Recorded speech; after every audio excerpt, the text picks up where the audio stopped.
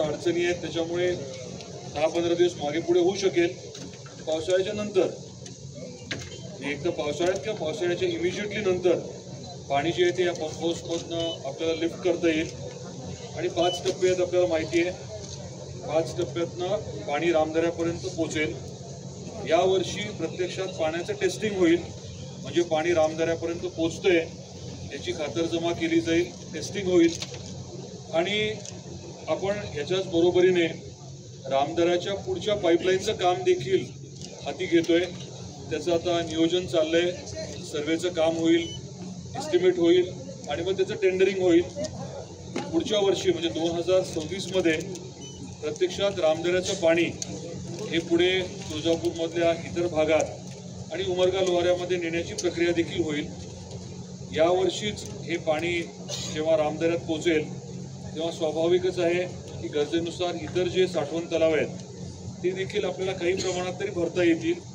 आणि इथून जे साधारण 11 गावं आहेत रामदऱ्यापर्यंत, त्या गावांना निश्चित याचा फायदा होऊ शकेल. पाऊस चांगला झाला तर कदाचित लगेच गरजही नाही पडणार, परंतु या पूर्ण स्कीमची, या LISची लिफ्ट इरिगेशन स्कीमची, उपसा सिंचन योजनेचं टेस्टिंग जे आहे, चाचणी जी आहे ती यावर्षीच होईल. आणि मी म्हटल्याप्रमाणे पुढच्या वर्षी आपल्याला पाणी जे आहे ते रामदऱ्याच्या पुढे नेता येऊ शकेल. महत्त्वाच्या 2 बाबी मांडायच्या. एक म्हणजे महाविकास आघाडीचं सरकार जे होतं त्या सरकारने, ठाकरे सरकारने आपल्या या अतिशय महत्त्वाच्या प्रकल्पासाठी किती मदत केली हे मी काही वेगळं सांगायची आवश्यकता आहे मला वाटत नाही.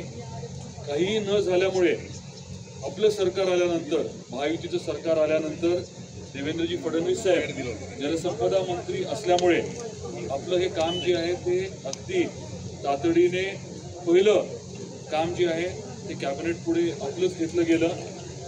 सुधारित प्रशासकीय मान्यता जी आहे आपल्या प्रकल्पाला मिळाली आणि मग निविदाची प्रक्रिया पूर्ण करून हे काम सुरू झालं. ऑगस्टचा उल्लेख मी केला आणि आता काम जे आहे ते बऱ्यापैकी मार्गी लागलेलं आहे. माझी अजून एक इथे अपेक्षा आहे ती म्हणजे काम जे आहे ते पूर्ण करत असताना सर्वांचं सहकार्य राहावं.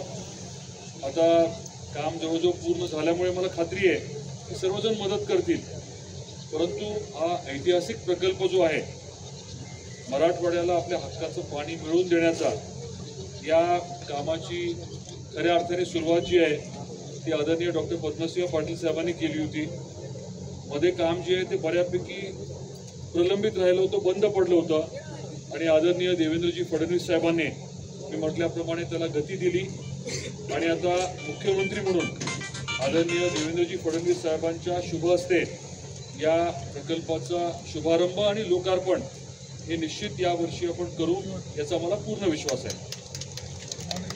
1.5 वर्षापूर्वी इथे आलो होतो, आपल्याला आठवत असेल, साधारण ऑगस्ट महिन्यात आलो होतो, बरोबर आहे. साधारण ऑगस्ट 2023ला आपण आलो होतो आणि आपण बघितलं होतं की शेजारी घाटणे बॅरेज आहे आणि ह्या लोकेशनवरती सगळं पाणी होतं आणि पाणी काढायला, डिवॉटरिंगला प्रचंड त्रास होत होता, आपल्याला आठवत असेल. आणि अतिशय युद्ध पातळीवरती गेले 1.5 वर्ष काम चालू आहे. आणि आता काय परिस्थिती आपण बघू शकता. एकदम वरचा स्लॅब जो आहे तो आता राहिला आहे. तो स्लॅब झाल्यानंतर साधारण 1 महिन्याभरामध्ये मग मेकॅनिकलकडे हे सगळं स्ट्रक्चर दिलं जाईल आणि मग पंप हाऊसचं काम जे आहे ते परत एकदा युद्ध पातळीवरती होईल. इथनं पाणी उचलून आपल्याला माहिती आहे की 2 टप्पे 3 टप्पे करत करत ते पुढे तुळजापूर तालुक्यात येणार आहे आणि टप्प्याटप्प्याने रामदऱ्यामध्ये आपल्या घाटणे बॅरेजमधलं उचललेलं पाणी जे आहे भोयऱ्यात पंप हाऊसच्या माध्यमातून ते पुढे आपल्या रामदऱ्यामध्ये येणार आहे. रामदऱ्यात आलेलं पाणी जे आहे ते पुढे तुळजापूर तालुका, नंतर उमरगा लोहारा तिकडे नेण्याचं देखील नियोजन जे आहे ते आता चालू आहे. लवकरच त्याच्या बाबतीत देखील निर्णय होतील आणि त्याचंही टेंडरिंग होईल.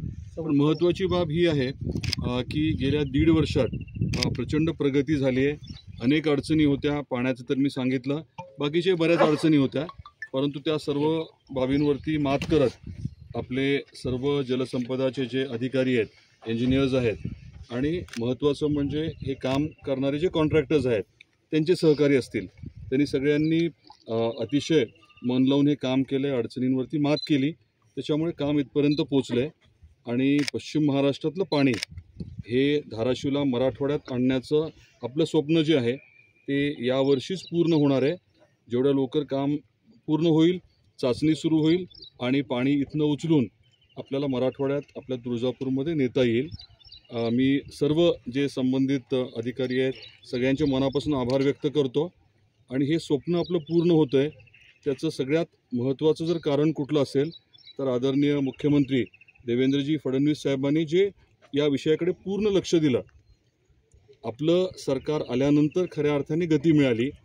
महायुतीचं सरकार असताना काय झालं, ठाकरे सरकार असताना काय झालं या विषयात मी जाती नाही, परंतु आपल्याला आवर्जून मला सांगायचं आहे की मधलं जर हे महाविकास आघाडीचं सरकार असताना, ठाकरे सरकार असताना या विषयाच्या बाबतीत काय झालं हे काही मी बोलणार नाही, परंतु आपलं महायुतीचं सरकार आल्यानंतर देवेंद्रजी फडणवीस साहेब हे स्वतः जलसंपदा मंत्री होते आणि आपल्या या पूर्ण प्रकल्पाला त्यांनी जे बळ दिलं, खरं तर पहिलं मंजुरी जी आहे सुप्रमा ती आपल्याच प्रकल्पाला मिळाली होती आणि त्याच्या माध्यमातून मग टेंडरिंग झालं, काम जे आहे ते मार्गी लागलं आणि आज या परिस्थितीपर्यंत आपण पोचलो आहे. काही छोटे छोटे विषय आहेत, महत्त्वाचे विषय अजून प्रलंबित आहेत, परंतु नक्कीच ते पूर्ण होतील आणि आई तुळजाभवानीच्या आशीर्वादाने यावर्षीच पाणी जे आहे ते घाटणे बॅरेजच्या इथनं उचलून आपल्या रामदऱ्यापर्यंत येईल. म्हणजे या पावसाळ्यात पाणी तुळजापूरमध्ये येणार असं म्हणता येईल का? आता येणारा जो पावसाळा आहे त्या पावसातल्या पाण्यावर टेस्टिंग होणार आणि ते पाणी तुळजापूरपर्यंत पोहोचणार.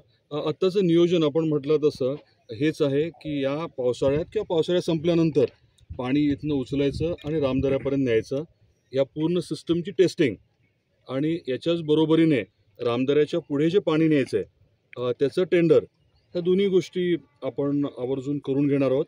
आणि एकदा पाणी रामदऱ्यात आलं की स्वाभाविकच आहे की ते पुढे जाणं गरजेचं आहे आणि बरंचसं पाणी जे आहे ते ग्रॅव्हिटीने जाणार आहे आणि ते पाणी बंद पाईपने अगदी शेतकऱ्याच्या शेतापर्यंत बंद पाईपने नेण्याचं नियोजन आहे.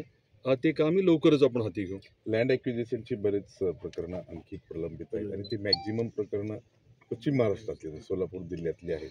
परत पश्चिम महाराष्ट्रामधून अडथळा होतोय? नाही, तसं काही नाही आहे. एक दोन ठिकाणी काही विषय झाले, काही लोकांनी शब्द दिले, परंतु शेवटच्या मोमेंटला काही वेगळं झालं. त्या बाबतीमध्ये योग्य ती खबरदारी घेतली आहे. सर्व अधिकाऱ्यांनी आणि सर्व संबंधितांनी सहकार्यच केलं आहे. माझं आज आवाहन आहे की एक दोन ठिकाणी जिथे काही इश्यूज असतील तिथे सर्व संबंधितांनी सहकार्य करावं. एवढा मोठा महत्त्वाचा प्रकल्प याच्या बाबतीमध्ये खोडा घालण्याचं काम कोणी करेल असं मला वाटत नाही आणि प्रशासन जे आहे ते पूर्ण ताकदीने ठरल्याप्रमाणे हे काम पूर्ण करेल याची मला खात्री आहे. निधीचा प्रश्न पूर्ण शॉर्ट आउट झाला? निधीचं कसं असतं, ऑनगोईंग असतं. निधीची जी आवश्यकता होती मार्च एंडला ती बऱ्यापैकी आपण उपलब्ध राज्य सरकारच्या माध्यमातून केल्यामुळे ती काही अडचण आलेली नाही आहे आणि परत एकदा जून जुलैमध्ये निधीची उपलब्धता निश्चितपणे होईल. निधीमुळे काम थांबलंय असा काही विषय नाही, व्यवस्थित काम चालू आहे. त्यामुळेच मी आपले जे सर्व अधिकारी आहेत आणि जे कॉन्ट्रॅक्टर आहेत त्यांचं मनापासून आभार व्यक्त केले. ओके.